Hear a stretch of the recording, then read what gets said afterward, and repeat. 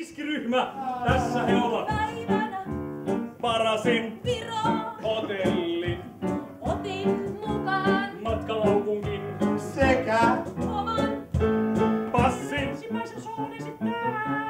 Jonde! Ja sitten otetaan vielä aihe. Mummo. Mummo. laulamaan mun mummolle.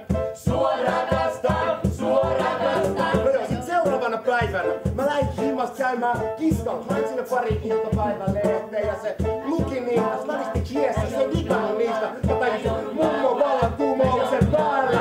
Se lähti pyörätuoli kohti niitä portaita. Se purkas alas ylös pitkin niitä sivuovita. Ei ees tajunnut, et ketä oli ukon vastassa. Se oli poliisi ja kaiken lailla jälleen. Mä joudun laulaa. Mä saada vähän bissää kyllä mummo.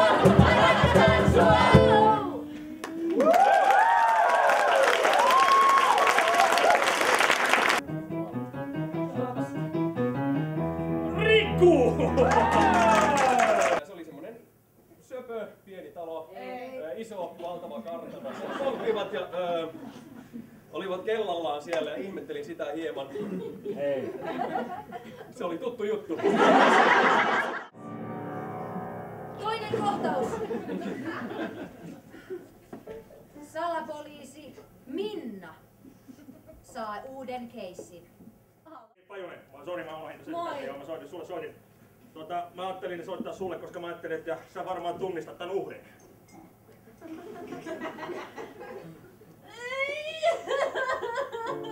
Hän oli Sannan veli, jota hän ei ollut nähnyt 10 vuoteen.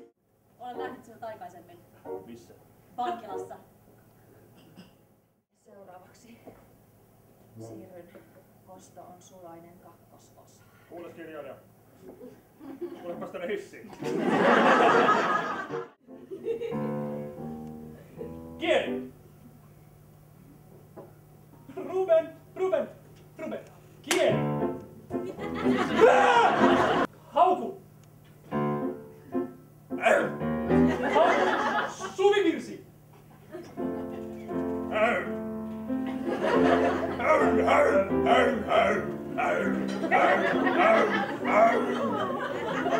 Hyvä Ruben, hyvä poika! Ruben, puhu! Mitä? Skipi! Ruben, levitoi Ruben. Uskomatonta, kultaseni.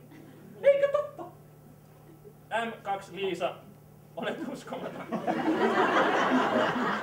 Kiitos puoltani. Liisa! Vaarilla on teille pieni yllätys.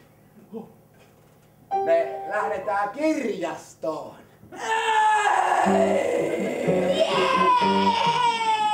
Ihan sama. Sieltä kirjastosta voisi lainaa